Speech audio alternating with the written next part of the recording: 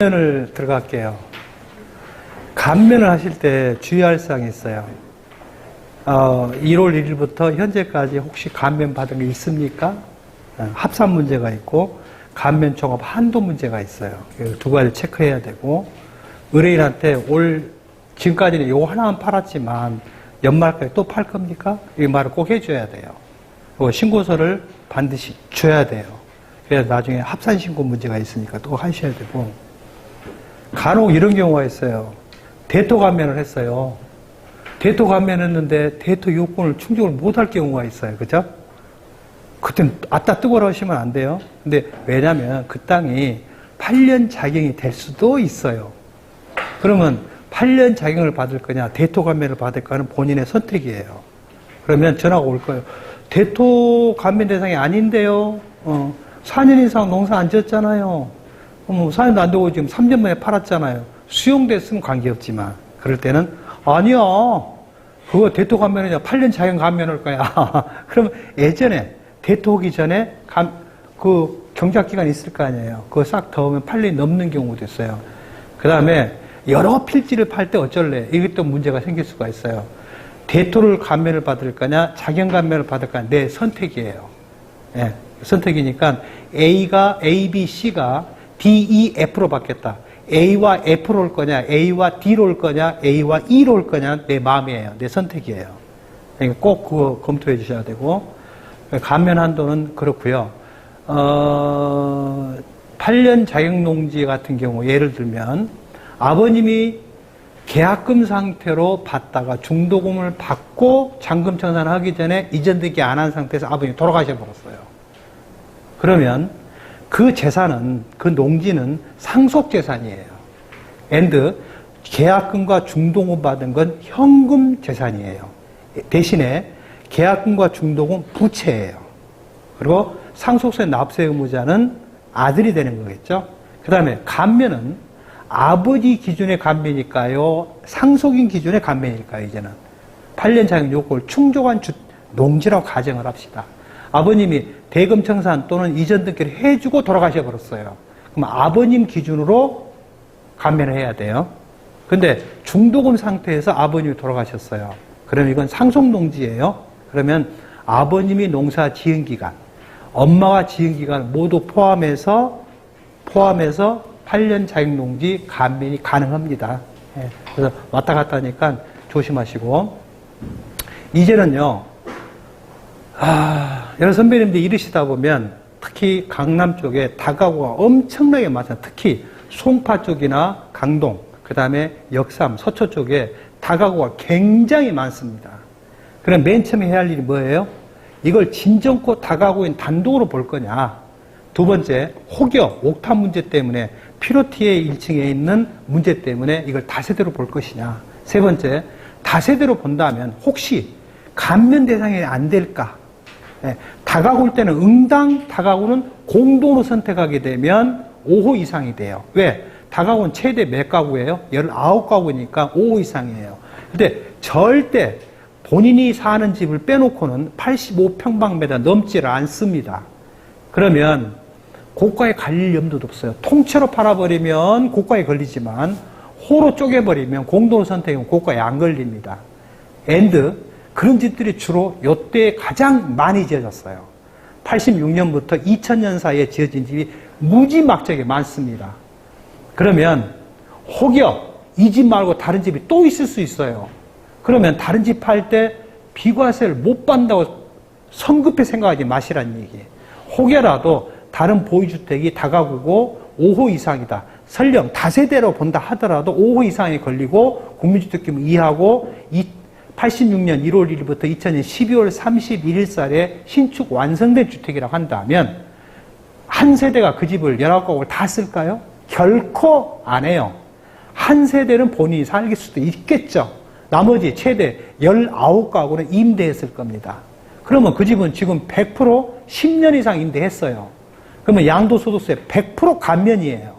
그러면 100% 감면했을 때에 부담하는 농특세, 이걸 단독으로 선택했을 때에 중과 또는 일반 세율 중에서의 산출 부담세 비교해봐서 농특세가 더 크다면 공동으로 선택할 이유가 없죠. 대부분의 경우는 농특세가 훨씬 적습니다. 그죠? 그 다음에 조특법 97조를 적용받는 장기임대주택은 중과 안 합니다. 다음에 97조를 적용받는 주택은 지자체의 세무서에 등록을 했건 말았건 안 따집니다. 왜? 86년도에는 임대주택법이 없었어요. 네. 그래서 그래요. 그래서 등록을 했건 말았건. 근데 마지막 나온 문제는 뭐가 남냐면 진짜 그 집을 10년 이상 임대했을까? 누구도 몰라요. 종합소득세 사업자문 현황 신고도 한 사실이 없어요. 예. 그러면 임대했으려 추정은 돼요. 그럼 첫 번째 확보할 게 뭐예요? 임대 계약서를 확보를 해야 되는데 임대 계약서를 갖고 있는 사람이 없어요. 예. 세입자 나가버리면 찢어버려요. 현재 임대한 사람은 있어요. 그러면 그걸 보완을 해야 돼요. 어떻게 보완해야 될까요? 니도 모르고 나도 몰라요. 오늘 아는 사람은 본인하고 하나님밖에 몰라요. 아무도 몰라요. 그런다고 예전에 살았던 10년, 20년 살았던 세입자를 찾아다닌 게 못 찾아요. 그럼 어떻게 해야 돼요? 그 집이 빈집으로 있다고 한다면 가스, 전기, 상수도가 빵일 거예요. 그죠? 냈다면 기본 요금만 냈을 겁니다. 그러면 가스, 상수도, 그 다음에 전기를 도시 한전에서, 그 다음에 가스 사업소에서 출력받아 오면 돼요. 그러면 사람이 살았다는 게 추정이 가능하잖아요. 그러면 누구도 그걸 부인을 못 합니다. 감면 대상이 됩니다. 그래서 그냥 빨리 속단하지 말고 좀 면밀히 검토하시라는 얘기. 그 다음에 국민주택 설명 5호 이상 설명했고요. 이게 거주자면 어쩔래? 거주자 되면 안 됩니다. 여러분 조세 특례 제한법 읽으실 때는 거주자가 라고 표시되어 있고요. 어떤 때는 내국인이 표시되어 있고요. 어떤 때는 내국법인이 표시되어 있어요. 어떤 건 아무것도 표시가 안 되어 있어요. 아무것도 아니면 대표적인 게 조특법 17조입니다. 다음 갖고 언어에 해당되는 토지 등을 공익상 수용 협매수 되면 감면해 줄게. 거기에 어디에도 거주자, 비거주자, 내국인, 내국법인 표시 안 했어요. 그러면 누구든지 다 된다는 얘기예요. 그러니까 세법 볼 때 거주자가 표시되어 있으면 거주자만 감면해야 돼요. 거주자만. 그러니까 양돌 현재 그 사람이 비거주자라고 한다면 감면이 된다 안 된다? 안 된다는 얘기인데요. 원론적으로 69조 8년 자격농지 감면 규정은 그것도 거주자로 표현되어 있는데 유권 해석으로 비거주자도 해준다라고 표현을 하고 있어요. 그거 외에는 유심히 잘 보셔야 돼요. 그 다음에 조세특례제한법에 뭐 주택 등, 토지 등 그랬으면 그 등이 어디까지를 말하는 어딘가에 분명히 있습니다. 제가 지난 시간에도 말씀드렸습니다만은 공익사는 수용, 협매수, 감면 규정은 토지 등이라고 했어요. 토지 등은 60조에서 토지 또는 건물 이하, 토지 등이라 한다, 가로닫고 이렇게 써놨어요. 그러면 그렇다고 한다면 이하가 어디까지 연결돼요? 어디까지 연결돼요? 어디까지? 저 밑에 있는 부치까지요. 예. 그래서 토지 등인지 아닌지 한정되어 있는 거 있다. 그 다음에 감면 대상자의 객체가 거주자인지 비거주자인지. 그래서 조특법 97조에 임대주택이라고 한다면 해줄게. 거주만 해준다? 근데 만약에 복합이면 어쩔래? 또 문제가 돼요. 상가와 주택이 짬뽕되어 있는 건물이면 어쩔래? 주택만 해줍니다. 예, 주택만. 그 다음에 그 집이 만약에 공동소유면 어쩔래? 이게 말썽이 났어요. 대표적인 게 상속이에요. 그러니까 아버님이 살아 계셨다라고 한다면 5호 이상이에요. 그리고 상속인이 한 명이라면 5호 이상이 맞아요. 그리고 상속받은 재산의 임대기간은 피상속인의 임대기간을 포함하여 10년 이상, 5년 이상 따진다라고 되어 있어요. 그래서 통산합니다. 이혼을 해서 유자료로 받거나 증여를 받으면 유자료로 받은 때, 증여를 받은 때부터 10년이 가야 돼요. 하지만 재산분할이라고 한다면 남편이 갖고 있다가 임대하다가 재산분할로 부인이 가져왔다. 그러면 남편이 임대한 기간을 통산해서 임대합니다. 그 다음에 앞전 세입자가 나가고 후 세입자가 들어왔다. 6달 내에 들어온다. 그러면 임대 기간을 계산할 때 5년, 10년 계산 임대한 걸로 인정해 줘 그러라. 그러나 소득세는 몇 달이에요? 석 달이에요. 여기는 6달이에요. 그래서 임대 기간 5년, 10년 이건 만날 일은 별로 없어요. 이미 다 10년 지난 거기 때문에 어떻게든 10년 지나가요. 계속 공가 상태는 모를 일이니까 그런 일이 없을 거니까요. 그래서 100% 감면할게요. 일반적인데 저게 상속이 뭐였냐면 아버님이 안 돌아가셨다고 한다면 어차피 상속에는 통산하게 돼 있으니까 상속이 10명이건 5명이 10명 따지지 말아라. 그냥 감면해줘라가 원래 대법 판례에 썼어요. 근데 이걸 개정을 해버렸어요. 개정해서 공동소유라고 한다면 소유자별로 지분을 곱해서 5호 이상이 될 때만 해준다. 이렇게 바꿔버렸어요. 근데 세법의 시행령 97조 2의 1항에 거기에다가 상속받은 경우를 포함한 이렇게 표현을 안 놨어요. 공동소유는 지분율을 곱해서 5호 이상일 때만 해준다 했기 때문에 상속도 포함돼 버려요. 자동적으로 포함돼 버려요. 그래서 상속 같은 경우 매우 조심해야 되고 상속세 신고할 때 다가구를 만날 경우가 있어요. 이런 집을 만날 경우가 있어요. 그러면 상속인을 모두 모아놓고 말을 하세요. 이거 나중에 팔 때 이거 감면됩니다. 그리고 다른 집 팔 때 이 집은 거주자주택을 안 봅니다. 이게 훨씬 양도세 부담이 완화되고 좋습니다. 어차피 취득과는 똑같습니다. 그러면 어떻게 말해줘야 돼요? 가급적이면 한 사람이 상속받으십시오. 아니면 그 집이 만약에 15개라고 한다면 절대 지분율을 곱해서 5호가 미달되게 하면 안 돼요.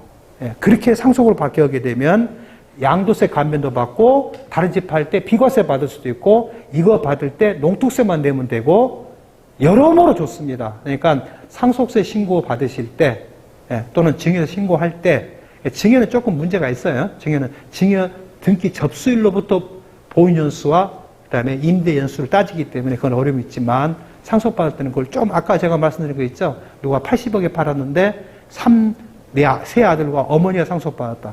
어머니가 혼자 상속받았다고 한다면 굉장히 유리해져요. 그렇죠? 왜? 국민주택 규모 아니잖아요. 5호 이상이잖아요. 그 다음에 10년 넘었잖아요. 농특세만 물으면 돼요. 그게 중과 문제 안 생기잖아요. 그죠? 그런데 그렇게 안 했어요. 그래서 내가 그 상속 신고한 그 분한테 그랬어요. 이거 왜 그때 단독 상속하란 말 안 했어요? 이렇게 자기도 몰랐대요. 예, 그런 경우가 많아요. 그러니까 혹여 다음에 이거 하나만 달랑 팔았어요. 뭐 역삼동이나 이쪽 가면 서초동, 뭐 개포동 그러면 이거 90억 가요. 요즘 주로 많이 유행된 게 뭐예요? 용도 변경을 많이 해요. 예, 종부세 빠지기 위해서. 중과 문제 빠지려고. 근데 간혹 허는 경우도 있어요. 예.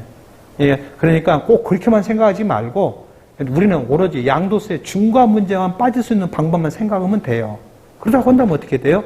조특법을 적용할 수 있지 않을까라는 생각을 해보시라는 얘기예요. 근데 많이들 빠졌습니다. 근데 이런 집이 또 하나 또 재밌는 거 있어요. 조특법 99조를 적용받는 경우가 있어요. 이게 98년 5월 22일부터 99년 12월 말까지 국민주택 규모가 아니면 99년 6월 30일날까지 일반 분양 계약하고 계약금 완납했거나 자기건설주택의 완성 시기가 도래한다면 5년간의 기간은 감면해 줄게. 그죠? 5년 경과분은 과세를 할겠죠. 그 집 중과 안 해요. 이게 이런 집이 97조를 적용받을 수도 있지만 99조를 적용받는 경우도 있습니다. 마찬가지로 이 집은 조특법 97조의 2에 기존주택과 신축주택 1호 이상을 로서 2호 이상을 임대한다면 신축주택을 뭐 해줄게? 감면해 줄게 라는 얘기예요. 그러면 이런 집이 어디에 걸리냐면 99조 3에 걸려요. 그러니까 이건 주로 어디에 많이 걸리냐면요. 이것은 97조고요. 이건 97조의 2입니다. 근데 많은 선배님들이 97조 2를 안고 97조 2항 이렇게 말씀하면 많아요. 97조 2항과 97조 2는 분명히 달라요. 네. 근데 이것은 어디에 많이 걸리냐면 이것은 99조요. 신축주택이죠. 98년 5월 22일부터 국민주택 규모가 아닌 것은 99년 6월 30날까지예요. 국민주택 규모 이하는 99년 12월 말까지 계약하고 계약금을 완납한 신축주택이거나 완성된 재개발 재건축 포함입니다. 포함된 자기건설주택이라면 5년 이내에 팔면 5년 전에 감면해 줄게. 5년을 넘겨서 팔면 전체 소득금액 중에 5년간의 소득금액 안무금액을 빼줄게 라고 규정하고 있죠. 이게 두 개가 항상 여러 선배님들이 같이 놓고 생각해야 돼요. 이건 99조의 3입니다. 98년 죄송합니다. 지우개.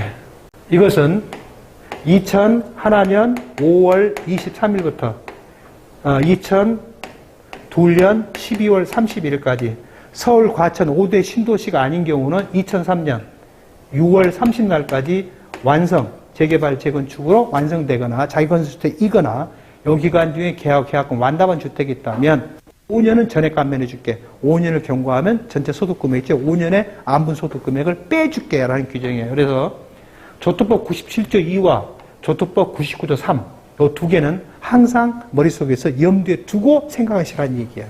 그죠? 근데 다만 99조나 99조 3은 고가주택은 안 돼요. 근데 아까 제가 지난 시간에 말씀드렸죠. 이 고가주택을 기재부에서는 국세청에서는 양도를 현재 6억 초과했거나 9억 초과했거나 12억 초과하면 감면을 못 해준다라고 했었어요. 근데 이게 국가가 패소했어요. 심판을 해서 졌어요. 어디에 그런 규정이 있냐? 없잖아요. 이건 소위법이다.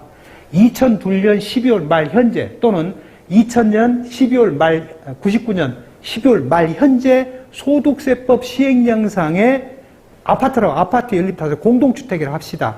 그러면 2002년 9월 말까지는 전용면적이 얼마 이상인 경우로서 165평방, 50평. 165평방미터 이상이고 양도실가 6억 초과했었어요. 그죠? 그러다가 2002년 10월 1일자로 개정을 했어요. 45평, 149평방미터 이상인 경우로서 양도실가 6억 원 초과인 거 있었어요. 그러다가 2003년 1월 1일자로 면적 기준을 다 삭제해버렸어요. 뭘로 바꿨어요? 그냥 금액 기준 6억 초과로 바꿨어요. 그러다가 다시 9억 초과로 바꿨어요. 이제는 다시 12억 초과로 바꿨어요. 그러면 2002년 12월 말 이전의 계약분, 2002년 12월 말 이전 자기건설 완성주택이라고 한다면 그때 기준에 면적 기준을 적용해라. and 현재 시점에 12억 초과액을 판정해라. 그럼 만약에 2002년 11월 1일 날 계약분이라고 합시다. 예. 근데 150평방미터예요. 그게 지금 18억에 팔아요. 감면 될까요? 안 될까요? 감면 안 됩니다. 왜? 2002년 10월 1일자로 바꿨어요. 165에서 얼마로 바꿨어요? 149로 바꿨어요. 제가 150이라고 했잖아요. 자, 뒤집어 생각합시다. 2002년 8월 1일 날 계약금 완납을 했어요. 면적이 153평방미터예요. 지금 그것을 40억에 팔고 있어요. 이 기간 중에 완성된 집이에요. 예. 감면 될까요? 안 될까요? 감면 됩니다. 예. 2002년 10월 말까지는 뭐 했어요? 9월 말까지는 165평방미터 이상이고 12억 초과가 돼야 돼요. 그래서 그걸 꼭 염두에 두고 생각하셔야 돼요. 그럼 만약에 다가구를 단독으로 선택하면 이게 감면 될까요? 안 될까요? 안 돼요. 5호도 안 될 뿐더러 한 호이기 때문에 안 돼요. 그러면 공동으로 선택하면 어떤 일이 벌어져요? 19가구가 다 감면이 돼버려요. 그죠? 그러면 99조 3을 적용할 거냐, 97을 적용할 거냐, 그럼 고민해봤는데 고민할 의문의 여지가 없어요. 예. 97을 적용하면 100% 감면이에요. 그러나 99조에 3, 99조를 적용한다면 5년치만 감면해요. 같은 지금 뭐가 같아요? 두 개 다 중간 안 한다는 것 같아요. 중간 안 한다는 규정은. 예. 그 다음에 예전에는 97조나 97조 2는 이 거주자가 다른 주택 양도할 때 이 해당 감면주택은 거주자의 소유도를 보지 아니한다고 규정이 돼 있어요. 그러나 99조와 99조 3은 안 그래요. 원래는 그렇게 했었어요. 그런데 2000년인가 개정을 해서 삭제해버렸어요. 이제는 거주자의 주택으로 들어갑니다. 예. 하지만 그거 팔 때 중간은 안 합니다. 예. 그래서 그 시기, 계약 날짜, 그 다음에 이게 자기건설 주택이냐, 승계조합이냐. 근데 말씀이 또 하나 났어요. 뭐가 났냐면, 자기건설 주택의 승계조합원의 부동산 투기 문제가 시작되게 대두됐어요. 그래서 개정을 다시 또 했어요. 근데 그 개정한 시기가 2002년인가 된가 될 것 같아요. 그러면 거기서 대통령으로 정하는 조합원이라고 표시를 해버렸어요. 그렇다면 시행령에서 99조 3에는 관리처분기의 인가일 또는 사업시의 인가일 현재 조합원을 말한다. 이렇게 말을 했어요. 네, 처음에는 그렇게 말해요. 왜냐하면 재건축의 당초의 주택이 조합원 입주권으로 바뀐 시점은 사업계획 시행 인가일이었었어요. 나중에 거의 말썽이 나서 바꾼 거예요. 다시 다 통일화시켰어요. 똑같은 도시민 주거환경지원법인데 왜 재개발은 관리처분 인가일이고 왜 재건축은 사업시행 인가일이냐 말썽이 났던 거죠. 그래서 개정을 다시 했어요. 재개발 따지지 말아라. 무조건 다 언제? 관리처분계 인가현재 조합원을 의미한다 이렇게 말했어요. 그러면 99조는 그 법을 만들 때 이미 2002년이니까요. 이미 2000이 지나가 버렸어. 일몰 시한기에 지나가 버리기 때문에 개정할 이유가 없어. 그럼 개정하면 소유법이 돼버리니까. 그래서 99조를 적용할 때만큼은 승계조합원이고 원조합원이 관계없다. 그러나 99조 3은 안 그래요. 예. 승계조합원은 감면이 안 됩니다. 왜? 관리처분계 인가일 후에 취득한 사람은 승계조합원이잖아요. 관리처분 인가 전에 취득한 사람은 원조합원이에요. 그래서 원조합만 감면 대상이 됩니다. 그래서 그걸 염두에 두시고 오래 기억하시는 방법은 서로 두 개 세법을 조문을 비교해서 생각하면 오래 기억이 됩니다. 네, 그래서 대충 설명했어요. 그래서 먼저 97조를 보도록 하겠습니다. 저기 1937쪽입니다. 그 뒤에 넘겨보시면 앞에 있는 서술문을 박스로 만들어서 표로 만들어 놨습니다. 표로 보신다면 감면 대상자는 소득세법상의 거주자로 한정됩니다. 그러니까 양도현재 양도자가 비거주자 신분이라면 안 된다. 당연히 양도 시점에 외국에 살면 안 되겠죠. 그러면 이런 사람 만약에 컨설팅을 하시면 어떻게 해야 돼요? 국내에 들어와서 몇 개월을 살아라? 최소 6달 이상을 살아라. 그런데 곧바로 팔고 나가버리면 또 안 돼요. 예. 뭘 해야 돼요? 소득, 재산, 가족 사태에 비추어봐야 계속 국내에 거주하려 믿어진 자가 거주자예요. 그러니까 이런 게 옳은 이야기인지는 모르겠지만 그래도 최소한 1년은 거주를 해줘야겠죠. 그러면 큰 무리는 없겠죠. 자, 두 번째, 주택 임대 사업은 임대 개시일로부터 석 달 내에 해라. 이게 임대 사업자 등록을 하라는 얘기가 아니에요. 완성돼서 석 달에 임대를 개시하라. 근데 이것은 있으나 마나한 얘기죠. 지금 와서는요. 감면 신청은 여러 선배님이 이러시다 보면 간혹 그래 아까 제가 그랬잖아요. 대토 감면을 신청을 했는데 대토 감면 요건을 준용을 못했어요. 8년 자격 감면에 가고 싶어요. 그러면 이런 말을 들을 수가 있어요. 아니 8년 자격 감면 신청 안 했잖아요. 라는 말을 들을 수가 있어요. 감면 하건 말건 감면 요건이 충족되면 무조건 해야 됩니다.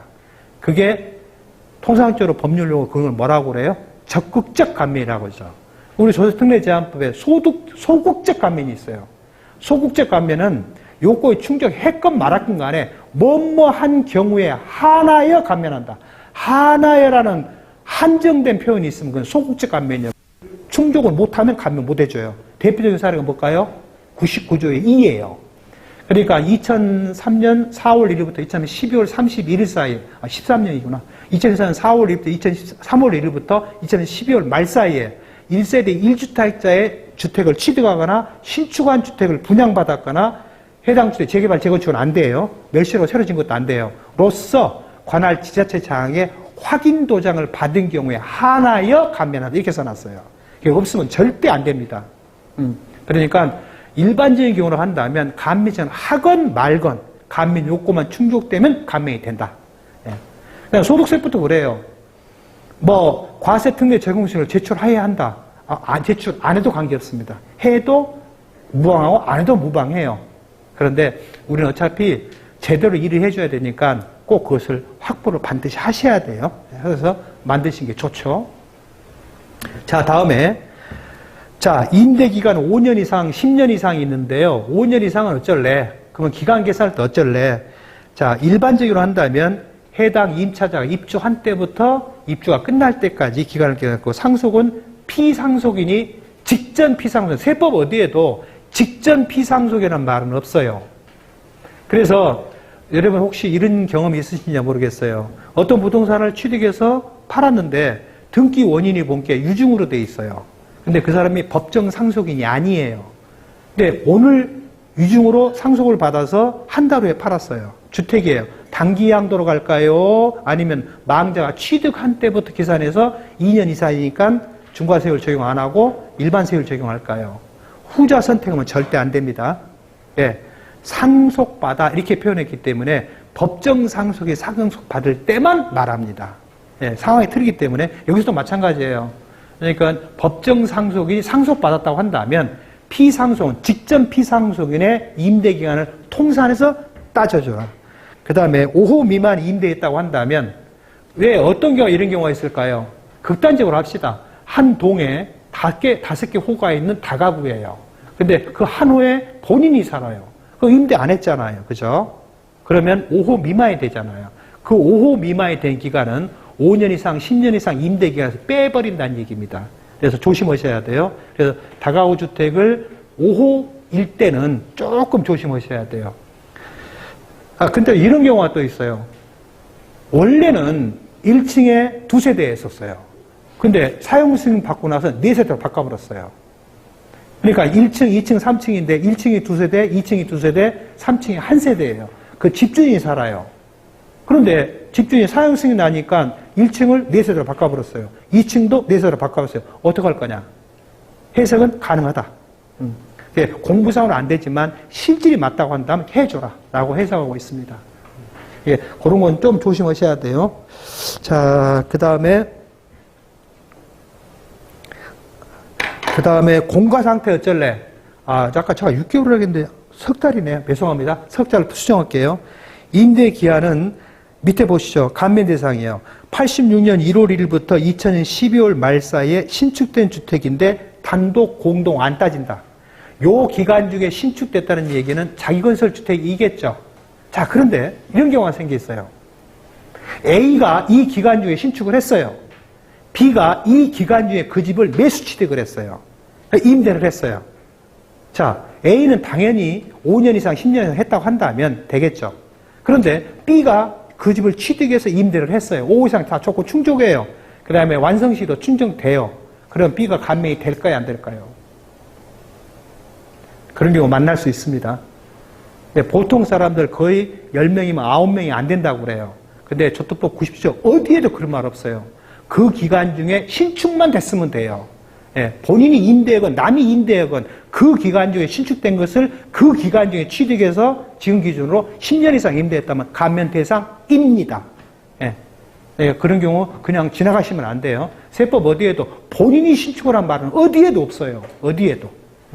그러니까 그거 꼭 조심하시고, 그 다음에 85년 12월 말 이전에 신축한 공동주택이라고 했어요. 아까 해당 기간 중에 신축은 단독이건 공동은 안 따졌어요. 근데 85년 12월 31일 이전에 신축된 주택은 뭔만? 공동주택만. 그런데 절대 거기에 입주자가 있으면 안 된다. 이것은 왜 그러냐? 그때요, 주택 건설업자들이 파산했거든요. 85년도에 80년 중반까지 저기 부천, 그 다음에 송파, 강동 쪽에 다가구 어마어마하게 지었어요. 어마어마하게 지었어요. 하루아침 자고는 하나씩 올라갔으니까요. 그런데 이게 너무 과잉 공급되다 보니까 파산하기 시작했어요. 그래서 만들어진 거예요. 요 기간 중에 신축된 집이라고 한다면 감면해줄게. 지어라. 이렇게 나온 거예요. 근데 경험인데요. 통상 이런 게 5년에서 7년 터울입니다. 5년에서 7년 동안 부동산이 하락을 해요.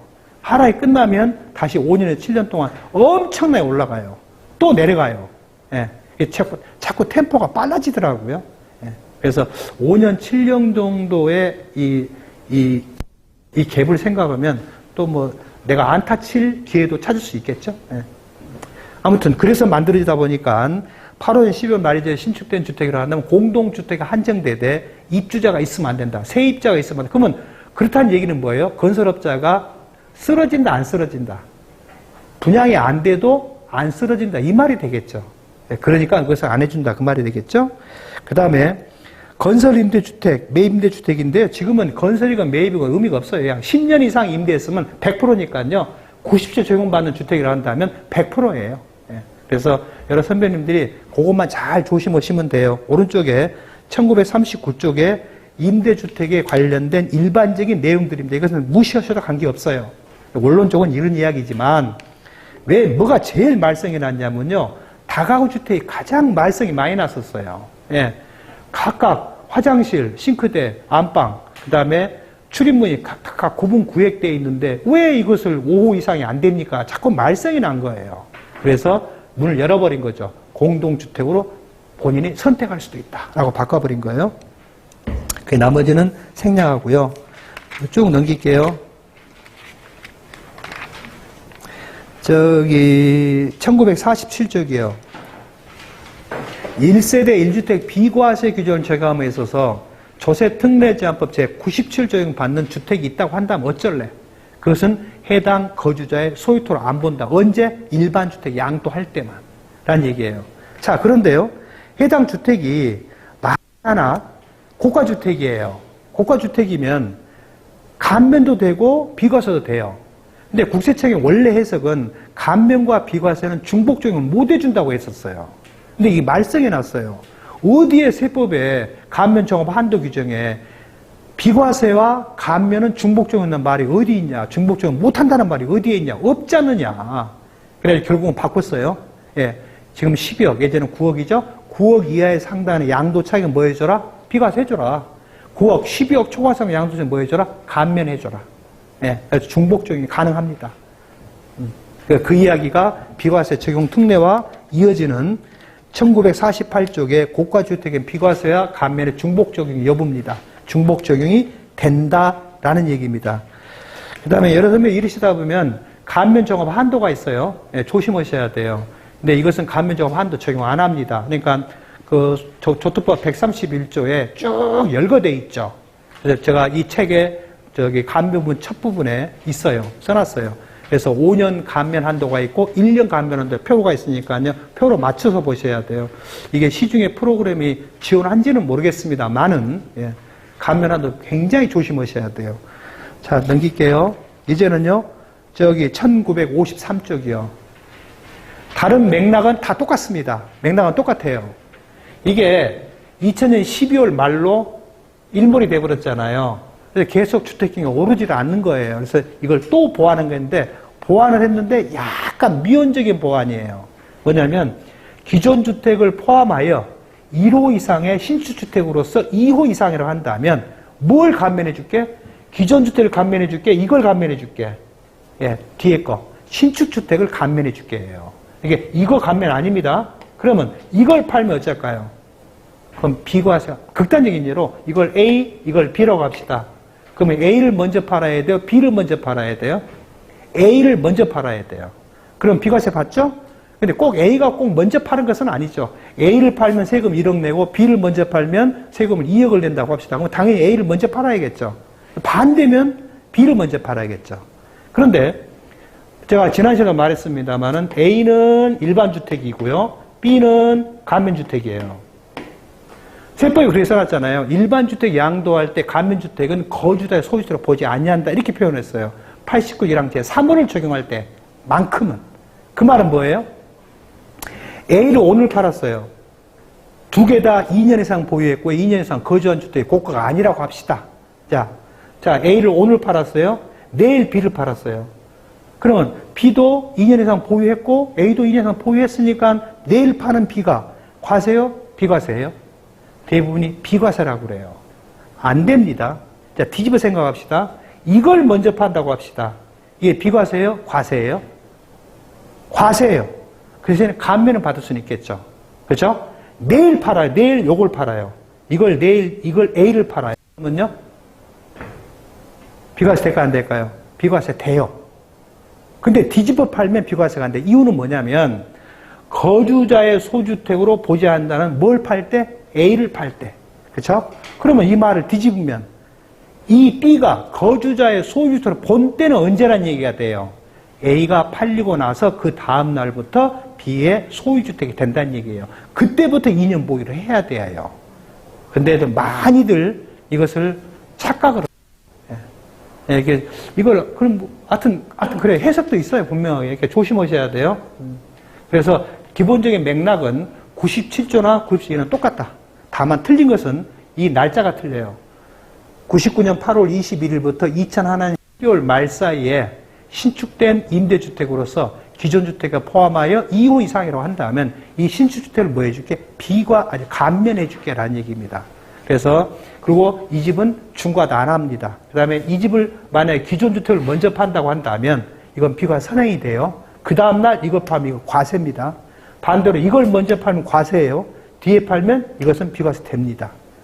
물론 이게 A와 B가 일시적 2주택이면 되겠지만 이게 일시적 2주택 만날 수 있어요? 못 만나요. 이것은 2000년이고 2001년인데 지금 2020년인데 22년인데 일시적 2주택 적용받을 수 있겠어요? 못 받습니다.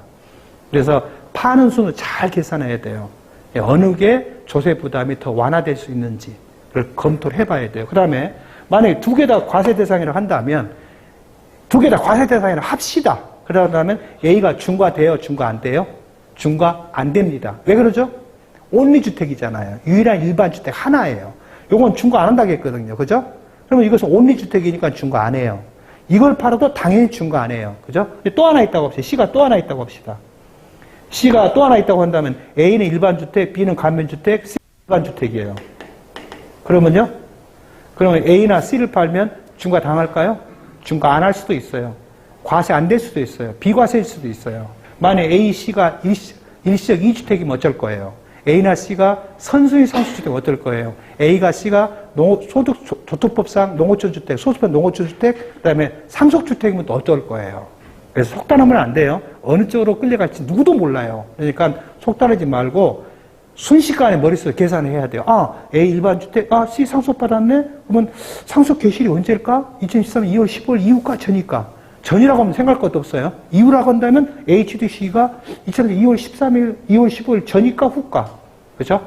그 다음에 혹시 A씨가 일시적 2주택 안 될까? 왜냐면 B는 어차피 감면주택을 빼버릴 거니까. 그렇죠? 그러면 일시적 2주택일 때는 뭐였어요? 중과하지 말라라고 되어 있잖아요. 원래는 없었었어요. 없었는데 신설해서 집어넣었죠. 그래서 상황 틀리기 때문에 순식간에 이게 머리에 싹 지나가야 돼요. 그래 실수를 안 쳐. 그래서 97조와 97조의 2를 살펴봤습니다. 자, 이제는요. 2086쪽이요.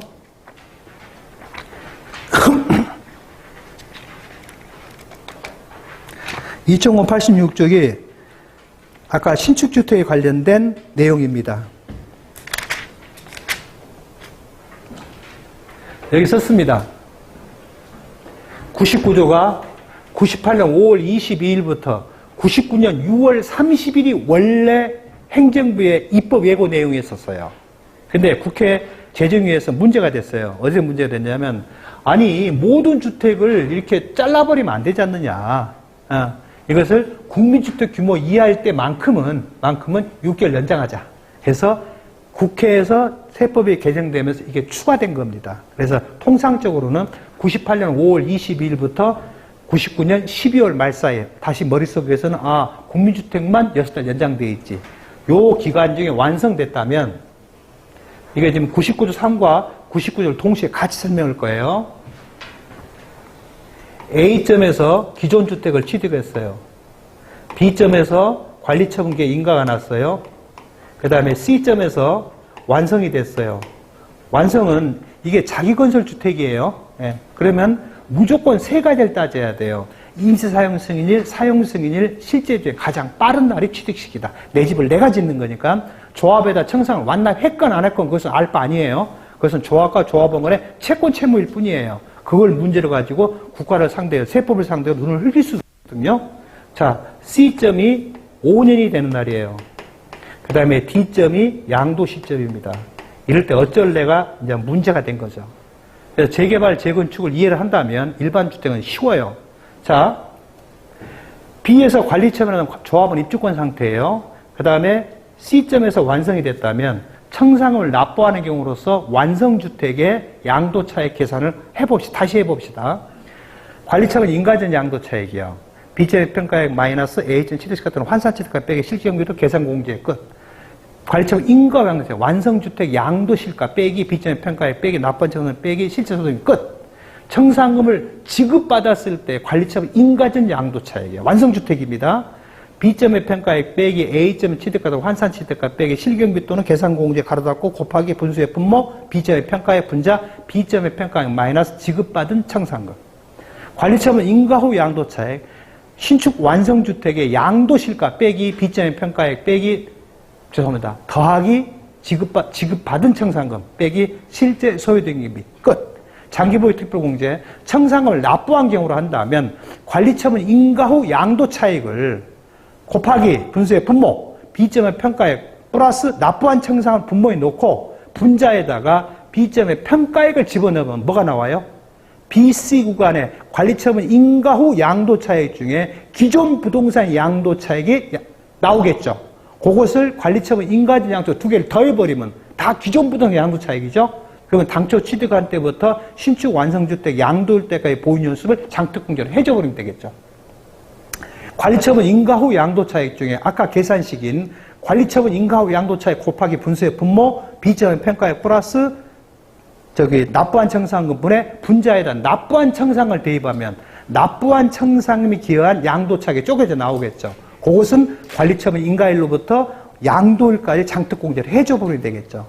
자, 청산금을 지급받았다고 한다면 지급받은 청산금이 신축 완성된 주택에 전혀 양도 차익에 영향을 안 미친다. 따라서 관리처분 인가전, 관리처분 인가 후 양도 모두를 더해서 그냥 취득일로부터 양도일까지 장특공제를 해줘버리라. 문제는 없다라는 얘기죠. 그런데 조건법 99조나 99조 3이 해당 주택이 신축주택에서 감면 대상으로 한다면 5년 이내에 판다면 100% 감면해 줄게. 농특세만 부담하면 돼요. 그런데 지금 와서 보니까 5년이 넘어버렸어요. 그럼 어쩔래가 문제가 된 거예요. 그죠? 그래서 그걸 산식을 한번 생각해 봅시다. 조건법 99조, 그 다음에 99조의 3. 똑같은 맥락이에요. 날짜만 다를 뿐이죠. A점에서 취득을 했어요. B점에서 관리처분계획 인가가 났어요.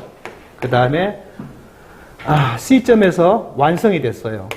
그 다음에 D점이 5년이 되는 날이에요. 그 다음에 E점이 양도입니다. 그러면 A, B 구간을 뭐라고 불러요? 관리처분계획 인가전 양도차익 그러죠? B, E 구간은 뭐라고 불러요? 관리처분 인가 후 양도 차익이죠. 방금 계산 방법은 다 설명했고 장특공제 설명까지 다 끝냈어요. 자, 그런데 이 집이 감면 대상 주택 어쩔래가 문제예요.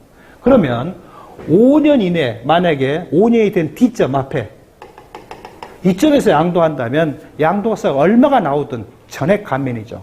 농특세만 내면 돼요. 요즘 지어진 집은 만날 수는 있지만 거의 없어요. 왜? 한정이 있잖아요. 99년 날짜가요. 98년 5월 22일부터 99년 12월 31일이에요. 이건 뭐예요? 2001년 5월 23일부터 2002년 12월 31일까지죠. 서울 과천 5대 신도시 외에는 2003년 6월 30날까지예요. 지금 이런 집을 만난다면 감면인데 지금 5년에 판 집이 있을 수 있을까요? 없어요. 없어. 근데 어쩌다 있을 수는 있어요. 어떤 거냐면 건설사가 별로 힘이 없어요. 돈이 별로 없어요. 이때 분양 계약금 완납을 했어요. 근데 회사가 쓰러지려고 그래요. 파산 직전이에요. 이쯤에 와서 집이 완성될 수도 있어요. 예. 그렇다면 가능해요. 근데 그런 경우는 거의 없겠죠. 예. 없다고 한다면 어쩔래요? 그러면 5년이 다 넘어서 판다는 얘기예요. 그러면 전체 A, E 구간의 양도 소득금액에서 뭘 빼라? 어디를 빼라? CD의 소득금액을 빼란 얘기입니다. 근데 이게 말썽이 났어요. 5년이 취득일로부터 5년이 되는 날이 언제를 말하냐? 재개발 재건축은 환지사업 아니냐? 그렇다면 A점부터 D점까지를 감면해줘야 될 거 아니야? 이게 논란이 된 거예요. 근데 국세청과 기재부 해석은 뭐냐면 여기서 말하는 감면은 입법 취지가 주택을 지으라는 신축하라는 취지이다 보니까 요 구간만 해주겠다. 이렇게 나가버린 거예요. 이렇게 나간 거예요. 예. 처음에 국가가 패소했어요. 법원에서. 패소했는데 아예 법을 개정을 해버렸어요. 시행령을. 개정을 해서 못을 박아버렸어요. 그래서 조심하셔야 돼요. 그래서 먼저 A2 구간의 양도 소득금액 곱하기 이제 안분해 봅시다.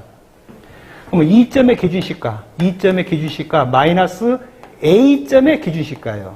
세 번 뭐라고 써놨냐면 재개발 재건축 경우로 한다면 기존 주택의 취득 당시 기준시가를 말한다고 못을 확 박아놔 버렸어요.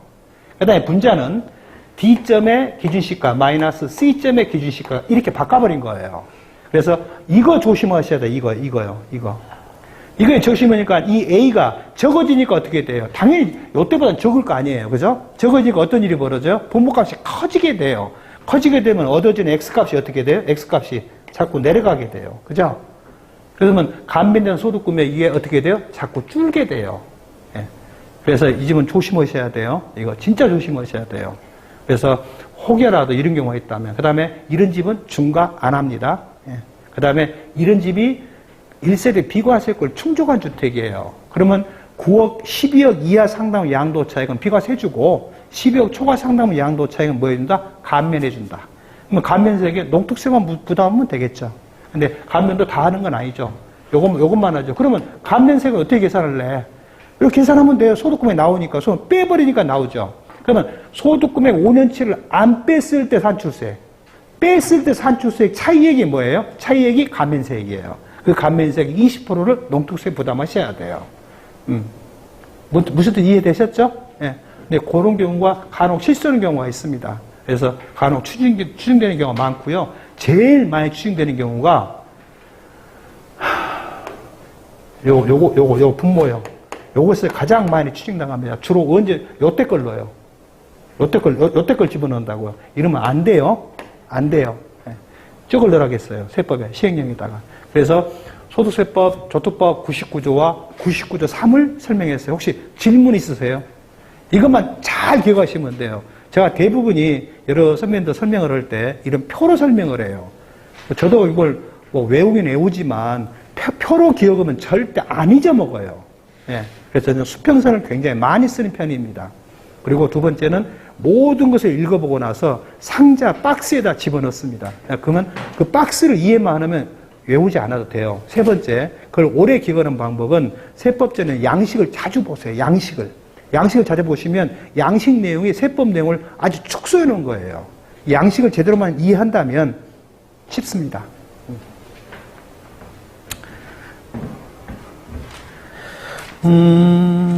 나머지는 생략할게요. 다음에요. 2168조 8년 작용으로 갑시다.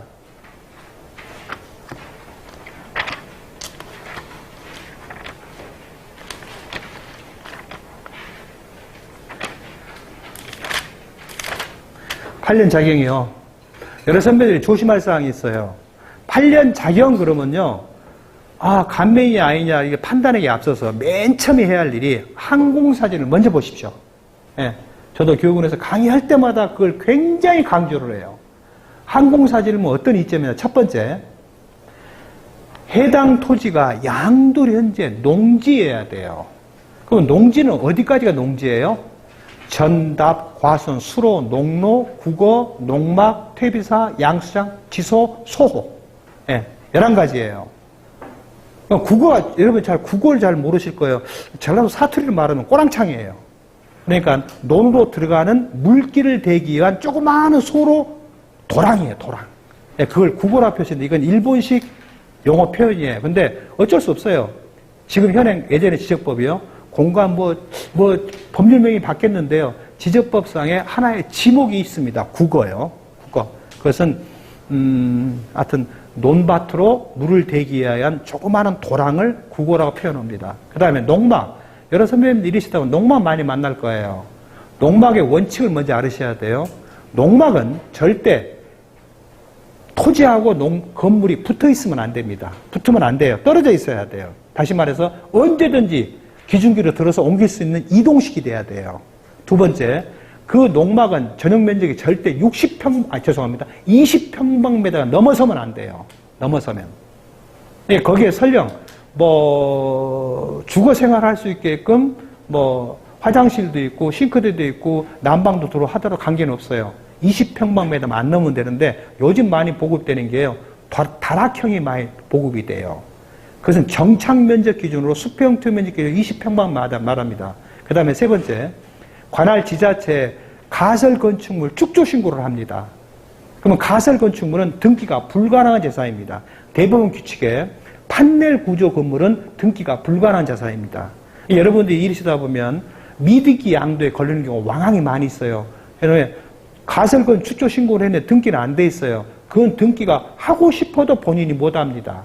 그래서 소득 시행령 168조 1항 1호에 써져 있죠. 법률의 규정 또는 법원의 결정에 따라서 취득에 관한 등기가 불가능한 것을 미등기로 보지 말아라고 돼 있어요. 대법원 규칙에 판넬 샌드위치 판넬이죠. 대표인 게. 그런 형태의 농막은 등기가 불가능합니다. 미등기가 아닙니다. 근데 그것은 문제가 아니라 농막이 딱 혼자만 떨어지는 게 아니에요. 통상적으로 농막이 이렇게 논이 이렇게 있으면 여기를 이렇게 잘라갖고 여기다 농막을 이렇게 놓는 경우가 많습니다. 그러면 이게 농막인 농지로 볼 거냐, 요 부분만 농지로 볼 거냐 이게 문제가 돼요. 왜? 여기다가 상당히 넓은 데다가 그냥 나무를 심어버리거든요. 나무도 그냥 나무 안 심어요. 뭐 심어요? 유실수를 심어요. 막말로 가면 뭐가 돼요? 과수원이 돼요. 그러니까 원래의 농지법상 농막은 그 농업인의 일시적인 휴식, 그 다음에 농업이 필요한 농기구 또는 종자 등을 보관한 장소예요. 예. 근데 지금은 마치 별장처럼 주말 농장처럼 사용을 많이들 하죠. 어쩔 수 없어요. 그래서 이게 심판원에서 이게 문제가 됐었어요. 요 전체 땅을 A로 할 거냐, 농막에 깔고 있는 B만으로 할 거냐, B만을 해야 됩니다. B만을. 근데 거의 대부분이 이 A 쪽 부분에다가 파쇄석을 깝니다. 그러면 양도인지 이것은 농지가 아니에요. 아니에요. 이거 감면하면 안 돼요. 이게 면적이 좁으면 행정 낭비니까 추징 안 해요. 그러나 면적이 넓은 경우가 있어요. 거기다 차를 대야 되거든요. 그래서 요즘 펌프에 뭔지 알아요? 여기다 파스 안 깔아요. 파쇄석을 좀만 깔아요. 좀만 깔아요. 여기다 뭘 심어요? 유실수를 심어요. 유실수를. 그럼 뭐가 돼요? 과수원이 돼요. 한 1년을 말할게요. 선배님이 신고를 하다가 못 오고 저한테 오신 분이 있었어요. 한 2년 전에요. 근데 산에 이게 산 등성이에요. 이렇게 등성이 완만한 등성이에요. 근데 이렇게 해서 요짝은 고추를 심었어요. 상당히 넓은 땅이에요. 그 다음에 요짝에는 그냥 산이에요. 근데 산이 조그마한 동산인데 아주 구릉지예요. 그러니까 이건 감면할 수 있는데 이건 감면 안 돼요. 근데 이 사람은 감면을 받고 싶은 거예요. 원래 목적은 그거죠. 아닌 것 해달라고 하니까 납세자들은 현혹되면 안 되겠지만. 그래서 이제 제가 항공산 이렇게 봤죠. 그러니까 그런데 이쪽에 있는 나무들이요, 이렇게 정조식으로 심어졌더라고요. 예. 그런데 숲이 우거져 있어요. 그래서 물어봤어요. 이게 나무가 뭔 나무예요? 그러니까 밤나무라고 합니다. 그럼 어떤 생각이 들어요, 여러분? 과수원이네? 예. 과수원 되잖아요. 근데 고목이요. 고목이고, 현장 가봤어요. 이것은 감면됩니다. 근데 이것은 고목인데요. 밤이 열리긴 했습니다. 근데 쓸모는 없어. 근데 나무가 딱 줄 맞춰 심어져 있어요. 그래서 우리 같이 갔던 직원 보고 그 줄자 가지고 쭉 서라겠어요. 빨간 줄 들고 쭉 서라. 내가 그래서 찍었어요. 그러니까 이게 딱 그림을 그려보니까 딱 장방향으로 돼 있어요. 그러면 이거 과수원 하면 누가 뭐라고 하겠어요? 그죠? 그러니까 낙담하지 마시라. 다른 방법도 있을 수 있다. 이런 게 뭐 실무 사례겠습니까? 그러니까 그분이 깜짝 놀래요. 깜짝 놀래요. 감면 되구나. 근데 그 앞전에 신고를 담당했던 세무사한테 말 안 했어요. 그 선배님은 막말로 좀 민망하잖아요. 예. 그래서 감면 됩니다. 감면할게요. 사진 다 찍어서 첨부해서 감면 신고했어요. 전혀 문제 없죠. 예. 그러니까 숲이라고 해서 무조건 그냥 가지는 말아라. 혹시라도 밤나무일 수 있을 확률가 매우 높다. 그 다음에요, 양어장이요. 여기가 한 40년 동안 농사를 지은 땅이에요. 예. 근데 농사 지어봐야 별로 돈도 소출도 안 나고 힘들어 죽겠어. 그래서 여기다가 양어장을 집어넣었어요. 여기다가, 여자들 임신할 때 이렇게 먹는 보양식으로 쓰는, 가물치 잉어를 키웠어요. 자, 이걸 팝니다. 이게 과세예요? 아니에요? 감면 돼요? 안 돼요? 감면 안 돼요? 농지가 아니잖아요. 그러면 근다고 해서 그걸 끝낼 거예요? 아니에요. 여기다 미나리를 심었어요. 미나리. 나는 사실 미나리를 심었다. 그런데 하늘에서 가물치가 떨어져. 가물치가 컸다. 어쩔 거냐. 이거 미나리밭이다. 무엇이 돼요? 미나리밭이 돼버리면 농지예요. 예. 예, 그런 것도 한 번쯤 검토해보는 가치가 있어요. 그러니까 아니라고 허지기 전에, 그러기 전에 양어장을 다 농지라고 생각하시는 분이 굉장히 많아요. 안 그래요? 예, 양어장은 농지가 아니에요. 지적법에 분명히 양어장 지목이 따로 있어요. 예. 그래서 양어장 일을 할지라도, 그러니까 겨울에 이렇게 논해가 파랗게, 이게 뭐 겨울에 있어요, 겨울에. 논이 파래요. 그런 놈 보셨어요? 항공사진 뭐 겨울인데 논이 파래요. 그럼 100% 미나리 심으면 돼요. 예. 그러니까 항공사진 보고 판독할 수 있는 능력을 기려야 되는데, 저같이 어릴 때부터 시골에 살았던 사람들은 알아요. 대충 미루어 짐작을 해요. 그런데 한 번도 농사도 안 지어보고 나락도 한번 배워보지도 않고 모내기도 안 해본 사람은 몰라요. 예. 그냥 무대 보니까 아무튼 그런 경우가 많습니다. 근데 뭔 말하다 이쪽으로 왔죠? 내가? 8년 자격.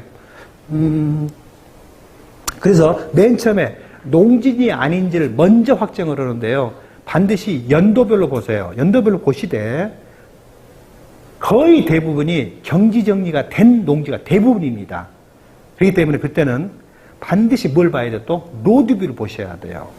그러니까 농지는 사진으로 보면은 분명히 농지가 맞아요. 막 이렇게 겨울에 찍은 사진 아무것도 없고 거기에 우리는 어릴 때 북댐이라고 했는데 뭐라고 한 건 모르겠습니다. 나락 뿌리가 쭉 줄 맞춰서 하얗게 있어요. 근데 이게 6개월 만에 이게 잡종기로 바뀌는 경우도 있어요. 잡종기로 바뀐 후에 사진은 없어요. 그럼 뭘 봐야 돼요? 로드뷰를 보셔야 돼요. 로드뷰 보시면 두 개를 분할해서 볼 수 있어요. 겹쳐서 볼 수도 있고 분할해 보세요. 그러면 거기에 날짜를 선택할 수 있어요. 오른쪽은 현재 거, 왼쪽은 과거 거 이렇게 보면 돼요. 그럼 거기에 잡종기지 아닌지는 금방 보면 알아요. 그러면 우리도 아는데 세면서 찍으면 모르겠어요? 안단 말입니다. 그래서 항공사진을 보고 그냥 관광하지 마라. 꼭 무엇을 봐라? 로드뷰를 봐라. 왜? 모든 땅이 거의 대부분이 경지정리가 돼 있어갖고 차가 경운기가 들어갑니다. 예, 그래서 다음이나 네이버에서 다 카메라 찍습니다. 꼭 확인하셔가지고 양돌의 잡종지가 아니어야 돼요. 자, 그래서 아니에요. 농지가 맞아요. 농사 지었대요. 그러면 다음에요. 제초는 주민등록을 요구해요? 주민등록 요구 안 해요? 조특법 69조가 주민등록 요구 안 해요. 그런데 우리 소설법 104조 1항 1호 농지의 시행령 168조의 8에서는 예전에 처음에 2006년도에 비상토지는 주민등록 하라고 했었어요. 그러다가 2000 몇 년도인가? 내가 13년, 18년 말에 그만뒀으니까, 그래요. 2019년도에 개정했어요. 주민등록을 하는 것을 빼버렸어요. 그래서 왜 말썽이 났냐면, 조선특례제한법에 농지에 관련된 감면 규정은 주민등록 하라는 규정이 없다.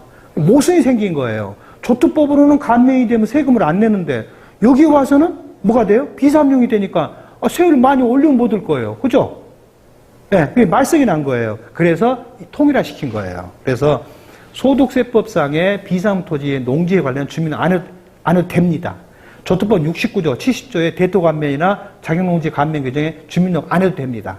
그러나 실제는 살아야 돼요. 네, 그러면 그 사람이 아주 구석기 시대 때 취득한 농지예요. 옛날에 68년 전에 주민등록 있지도 않았었어요. 주민등록이 왜 생겼죠? 김일중 사건 때문에 생긴 거예요. 68년 1월 21일 날. 나 국민학교 6학년 때 얘기해요. 그때 김유신조 등이 청와대 습격 사건이 난 거죠. 그러면서 주민등록증이 만들기 시작한 거예요. 주민등록이. 그때 박정희 대통령이 주민등록번호 1번이었었어요. 뉴스도 나왔었어요. 예. 그러다가 다시 체계를 바꿨어요. 왜? 난파 간첩들이 무장공비가 18세 미만, 20세 미만이 내려와 버린 거예요. 그래서 주민등록 체계를 다시 또 바꾼 거예요. 예. 그래서 어쨌든 뭔 말해도 그걸 가버렸죠? 그런데 그 사람이 옛날에 살았는지 안 살았는지 몰라요. 주민등록도 없어요. 옛날 도민증도 없어요. 도민증 갖고 있는 사람은 없지만 주민등록 전이 도민증이었어요. 손으로 수기로 쓴 거예요. 그렇지만 유추는 되죠. 주민등록 등본의 갑구에, 죄송합니다. 토지 등기부 등본 갑구가 소유권 변동사항이죠. 거기에 등기 명의 표시에 김갑돌, 누구누구, 어디 주소지가 나와요. 그 주소지가 농지 소지에 가까운 또는 그 동네의 주소지예요. 그러면 그 집에 거기에 살았을 거라고 추정이 되는 거죠. 그죠? 그럼 68년 이후 주민등록이 된 이후로부터는 주민등록 처분을 떼보셔야 돼요. 주소 변동을 쫙 보는 거죠. 몇 년만 되면 돼요? 8년만 되면 돼요. 자, 양도할 때 이 사람이 제촌 자격농민이 아니에요. 옛날에 그 동네 살면서 농사 지은 것은 9년을 했었어요. 그럼 자기 감면이 돼요, 안 돼요? 감면 돼요. 예, 양도에 꼭 농업인이 필요 없어요. 전체 보유기관 중에 제촌 자격이 8년 이상이면 돼요. 단, 양도는 이제 실제 지목이 뭐가 돼야 돼요? 농지해야 돼요. 예. 농지의 종류는 아까 11가지 제가 읊어드렸죠. 너무 빨리 했지만. 자, 그렇다고 해서 곧바로 가면은 그러면 또 안 돼요. 조심할 사항. 이제부터 조심할 사항이에요. 뭘 조심하셔야 되냐면 주거지역, 상업지역, 공업지역 관련된 비사업용 토지는 주거 시의 동쪽에 소유한 경우로서 주거 상업공업지역에 편입이 되면 3년의 유예기간이 경과된 때부터 비사업으로 본다. 다만 누구는 빼줄게. 개발 제한구역은 빼줄게. 그러나 우리 조특법 69조와 70조에 대토관면 정형농지 가면은 주거 상업공업지역에 들어간 경우로서 개발 제한구역이라고 한다면 그럼 안 들어간 걸로 해줄게라는 규정이 있어요? 거기는 없어요. 없어요. 주상공에 들어가면 무조건 감면 배제예요. 근데 아무나 되는 건 아니란 얘기죠. 그래서 내가 지우개를 눌렀구나. 자, 먼저요, 법. 69조 단서입니다. 이게 2002년 1월 1일자로 시행된 겁니다. 그러니까 2001년 12월 말까지는 그 단서가 없었어요.